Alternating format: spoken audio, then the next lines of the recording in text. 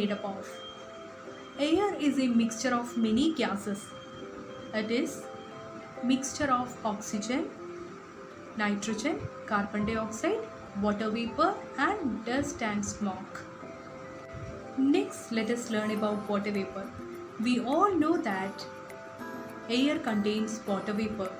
Let us perform a small activity to know that. Fill a glass with ice cold water. Droplets of water can be observed on the outer surface of the glass after some times. This is water vapor present in air. Air has water vapor. When it comes in contact with the cold surface, the water vapor condenses to form water. The presence of water vapor in air is important for the water cycle in nature. Next is about oxygen.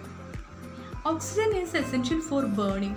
Let us perform a small activity to know the presence of oxygen in our atmosphere. Fix two small candles of the same size in the middle of two shallow containers. Now, fill the containers with some water. Light the candles and then cover each one of them with an inverted glass. You should notice that one should be taller than the other one.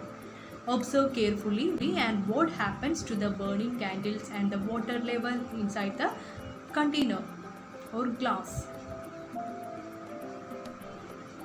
Burning candle occur only in the presence of oxygen. We see that one component of air is oxygen. Oxygen component inside each glass in our experiment is limited. When most of this oxygen is used up by the burning candle, it can no longer burn and blow out. Also, some of the space occupied by the oxygen inside the glass becomes empty and the water rises up to fill or occupy the space. Next is about nitrogen. The remaining air inside the glass contains some components like nitrogen, which does not support burning. Next is about carbon dioxide. In a closed room, if there is some material that is burning, we feel suffocated. This is due to excess of carbon dioxide that is accumulating in the room as the burning continues.